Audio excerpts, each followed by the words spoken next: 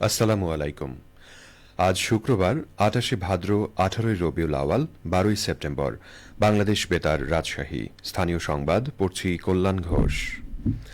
Appeal ও নিষ্পত্তি শেষে রাজশাহী বিশ্ববিদ্যালয় কেন্দ্রীয় ছাত্র সংসদ, রাকসু ও সিনেট নির্বাচনের জন্য ৫ জন তাদের প্রার্থিতা ফিরে পেয়েছেন। এর আগে মনোনয়নপত্র জমা দেওয়ার পর প্রাথমিক যাচাই বাছাইয়ে ৭ জনের প্রার্থিতা বাতিল হয়। গতকাল প্রধান নির্বাচন কমিশনার অধ্যাপক ড এফ নজরুল ইসলাম বিষয়টি নিশ্চিত করে বলেন, আগামী রোববার প্রার্থীদের চূড়ান্ত তালিকা প্রকাশ করা হবে। হলসহ রাকসু ও সিনেটের প্রার্থীদের তালিকা বিশ্ববিদ্যালয়ের ওয়েবসাইটে প্রকাশ করা হবে। উল্লেখ্য, রাকসুতে ২৩টি ও সিনেটের ৫টি পদের বিপরীতে মোট ৩২২টি মনোনয়নপত্র জমা পড়ে। নির্বাচন কমিশনের যাচাই বাছাইয়ের পর আপিল ও নিষ্পত্তি শেষে ৩২০ জন নির্বাচনে প্রতিদ্বন্দ্বিতার জন্য চূড়ান্তভাবে মনোনীত হন। আগামী রোববার নির্বাচন কমিশনের দেয়া চূড়ান্ত তালিকা প্রকাশের পর প্রার্থীরা প্রচার প্রচারণায় মাঠে নামবেন। বগুড়ার জেলা প্রশাসক হোসনা আফরোজ শিবগঞ্জ উপজেলার বিভিন্ন উন্নয়ন কার্যক্রম পরিদর্শন করেছেন।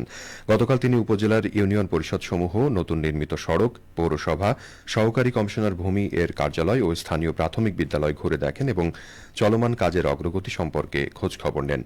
পরিদর্শন শেষে জেলা প্রশাসক উপজেলা পরিষদ চত্বরে নবনির্মিত ৪তলা ভবনের আনুষ্ঠানিক উদ্বোধন করেন। এর আগে তিনি উপজেলা প্রশাসনের উদ্যোগে নির্মিত পতাকা মঞ্চের উদ্বোধন করেন। উদ্বোধনী অনুষ্ঠানে স্থানীয় জনপ্রতিনিধি, সরকারি কর্মকর্তা ও বিভিন্ন শ্রেণী পেশার মানুষ উপস্থিত ছিলেন। এছাড়া তিনি বিশেষ চাহিদাসম্পন্ন ব্যক্তিদের মাঝে হুইল চেয়ার, অসহায় নারীদের স্বাবলম্বী করতে সেলাই মেশিন এবং শিক্ষার্থীদের জন্য স্কুল ব্যাগ ও ক্রীড়া সামগ্রী বিতরণ করেন।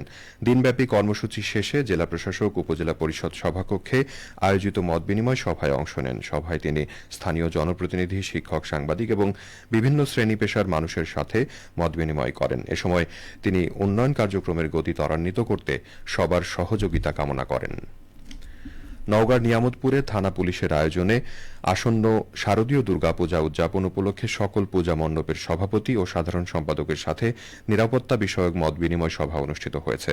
গতকাল থানা ভবনের হলরুমে অনুষ্ঠিত মতবিনিময় সভায় প্রধান অতিথি ছিলেন নিয়ামতপুর ও মান্দা সার্কেলের সিনিয়র সহকারী পুলিশ সুপার মোহাম্মদ জাকিরুল ইসলাম।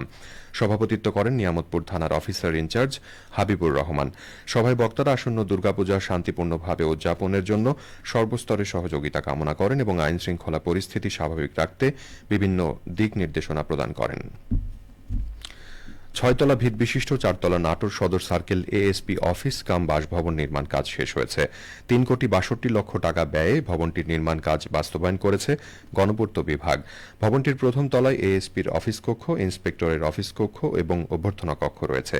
দ্বিতীয় তলায় রয়েছে সম্মেলন কক্ষ এবং দাপ্তরিক কক্ষ।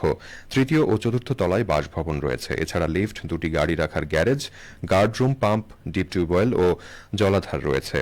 গণপূর্ত বিভাগের নির্বাহী প্রকৌশলী অমিত কুমার দেব জানান, সর্বোচ্চ গুণগত মান বজায় রেখে মোট ৮,৭৫০ বর্গফুটের নাটোর সদর সার্কেল এএসপি অফিস কাম বাসভবন নির্মাণ কাজ সম্পন্ন হয়েছে।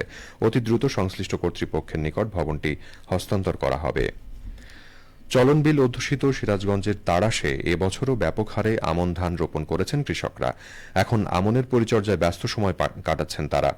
তাড়াশ উপজেলা কৃষি অফিস সূত্রে জানা যায়, চলতি আমন মৌসুমে চলন বিলের কেন্দ্রস্থল হিসেবে পরিচিত তাড়াশ উপজেলার বিভিন্ন প্রান্তে ১১,৯৫৫ হেক্টর জমিতে আমন ধানের আবাদ করা হয়েছে। আমন আবাদের লক্ষ্যমাত্রা ছিল ১৩,৯৯০ হেক্টর। তবে এ উপজেলায় আমন আবাদের লক্ষ্যমাত্রা পূরণ হয়নি। বিল অঞ্চল থেকে বন্যার পানি নেমে না যাওয়ায় অবশিষ্ট জমিতে ধান রোপণ করা সম্ভব হয়নি। এবার ভালো উৎপাদনের আশায় স্থানীয় জাতের পাশাপাশি উচ্চ ফলনশীল ও হাইব্রিড জাতের আমন ধান আবাদ করা হয়েছে। তাড়াশ উপজেলা কৃষি কর্মকর্তা শর্মিষ্ঠা সেন বলেন, বন্যার পানি নেমে গেলে আরও কিছু জমিতে আমন ধান রোপণ করা হবে। ফলন বাড়াতে আমন চাষিদের পরামর্শ দেওয়া হচ্ছে। খেলার খবর, ফুটবল। নাটোরের জেলা প্রশাসক গোল্ড কাপ ফুটবল টুর্নামেন্টের প্রথম সেমিফাইনাল খেলায় গতকাল বড়াইগ্রাম উপজেলা দল ১-০ গোলে নলডাঙ্গা উপজেলা দলকে পরাজিত করেছে। নাটোর জেলা স্টেডিয়ামে এই খেলা অনুষ্ঠিত হয়। জেলার ৭টি উপজেলা এবং নাটোর পৌরসভা সহ মোট ৮টি দলের অংশগ্রহণে এই টুর্নামেন্ট অনুষ্ঠিত হচ্ছে। একটি ঘোষণা, মাগরিব নামাজের আজান প্রচারের সুবিধার্থে আগামী ১৫ সেপ্টেম্বর থেকে বাংলাদেশ বেতার রাজশাহীর সন্ধে ৬টা ৫ স্থানীয় ইংরেজি সংবাদ সন্ধে ৫টা ৪৫ প্রচারিত হবে। সবশেষে আবহাওয়া। আজ সকাল 6টায় রাজশাহীতে তাপমাত্রা ছিল 26.2 ডিগ্রি সেলসিয়াস। এ সময় বাতাসে আর্দ্রতার পরিমাণ ছিল 92%। রাজশাহী ও পার্শ্ববর্তী এলাকায় আজ সূর্যোদয় হয়েছে ভোর 5টা 50 এবং সূর্যাস্ত সন্ধে 6টা 12। সংবাদ শেষ হলো। আমাদের পরবর্তী স্থানীয় সংবাদ দুপুর 12টা 10।